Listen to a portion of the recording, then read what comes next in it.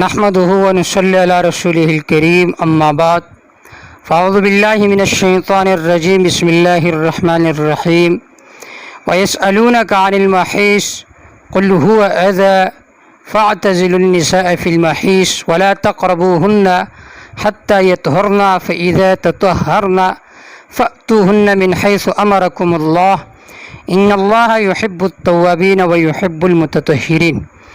عزیز دوستو، حیض و نفاس سے متعلق ضروری مسائل شروع تھے۔ پچھلے جو دو دروس تھے وہ تو چند تمہیدی باتیں تھی جو میں نے ذکر کی۔ آج سبق نمبر 2 ہے جس میں طہر فاسد، حائضہ اور استحاضہ کے احکام میں ذکر کروں گا بعون اللہ تعالی۔ اقسام طہر فاسد۔ طہر فاسد کی 2 قسمیں ہیں، نمبر 1 تام، نمبر 2 ناقص۔ طہر تام کسے کہا جاتا ہے؟ جو 15 دن یا اس سے زیادہ ہو اور اس کے اول یا درمیان یا آخر میں دم فاسد ہو تو یہ ہے طہر تام۔ 15 دن ہو یا 15 دن سے زیادہ ہو لیکن 15 دن سے کم نہ ہو۔ نمبر 2 طہر ناقص، جو 15 دن سے کم ہو۔ اب تیسری بات، حکم الطہر المتخلل بین الدمین۔ وہ طہر جو 2 خونوں کے درمیان ہو، یعنی درمیان میں 15 دن ہو، شروع میں بھی خون ہو اور آخر میں بھی خون ہو، تو اس کا حکم کیا ہے؟ اب سنیے اس کا حکم۔ 2 خونوں کے درمیان آنے والا طہر اگر تام ہے یعنی 15 دن یا اس سے زیادہ ہے تو یہ ان دونوں کے درمیان فاصل بنے گا۔ اگر ناقص ہے یعنی 15 دن سے کم ہے تو فاصل نہیں بنے گا، بلکہ دمی متوالی یعنی پے در پے خون آنے کے حکم میں ہوگا۔ البتہ نفاس میں طہر متخلل اگرچہ 15 دن سے بڑھ جائے تب بھی فاصل نہ ہوگا، بلکہ پے در پے خون آنے کے حکم میں ہوگا، بشرطے کہ دوسرا دم مدت نفاس یعنی 40 دنوں کے اندر ہو، ورنہ فاصل بنے گا۔ تو یہ حکم ذکر ہوا، حکم الطہر المتخلل بین الدمین، کہ یہ کب تام بنے گا؟ اگر عورت نفاس والی ہے تو کب تام بنے گا اور کب ناقص بنے گا۔ اقسام حائضہ۔ حائضہ کی اقسام، جن عورتوں کو حیض آتی ہے تو ان کی 3 قسمیں ہیں۔ آپ نے فقہ کے کتب میں یہ پڑھا ہوگا، لیکن میں ابتداءً اس کی 2 قسمیں ذکر کروں گا۔ نمبر 1 مبتدئہ، نمبر 2 معتادہ، اور ایک تیسرا بھی ہے جس کو مزلہ کہا جاتا ہے۔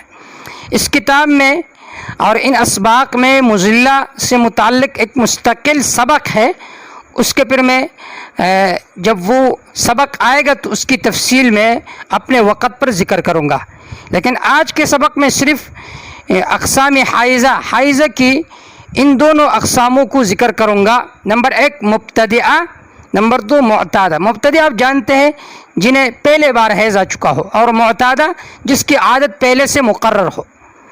تو مبتدئہ کسے کہا جاتا ہے؟ جس کو پہلی بار حیض یا نفاس آیا ہو۔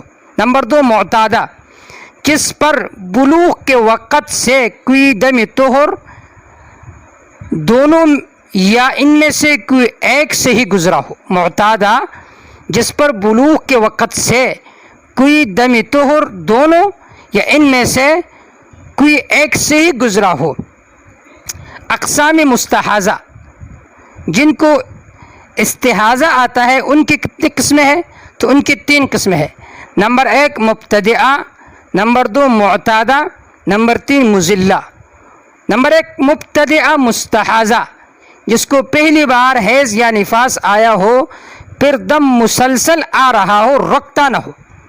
بعض عورتیں ایسی ہے کہ جن پر خون ہمیشہ جاری رہتا ہے، مسلسل آتا رہتا ہے، اس کو کہتے ہیں مستحاضہ مبتدئہ۔ اب اس کا حکم کیا ہے؟ اس کا حکم سمجھیے۔ پہلے 10 دن حیض، باقی استحاضہ۔ اسی طرح پہلے 40 دن نفاس، باقی استحاضہ۔ حاصل یہ ہے جو مبتدئہ مستحاضہ ہے، جنہیں مسلسل خون آتا رہتا ہو سال کے 12 مہینے، تو اب حیض وہ کس طرح شمار کرے گی اور نفاس؟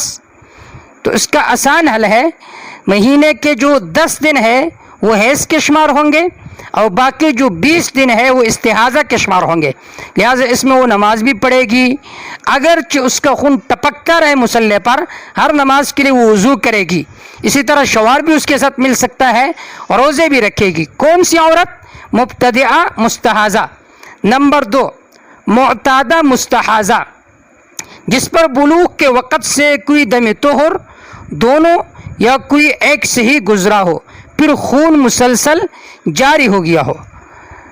دم طہر دونوں صحیح ہونے کی مثال، یعنی جس پر دم طہر دونوں گزرے ہو اور دونوں صحیح ہو، اس کی مثال مثلا 3 دن خون دیکھا، پھر 15 دن طہر رہا، اس کے بعد استمرار شروع ہو گیا، اس کی عادت 3 دن حیض اور باقی 15 دن طہر کی ہوگی۔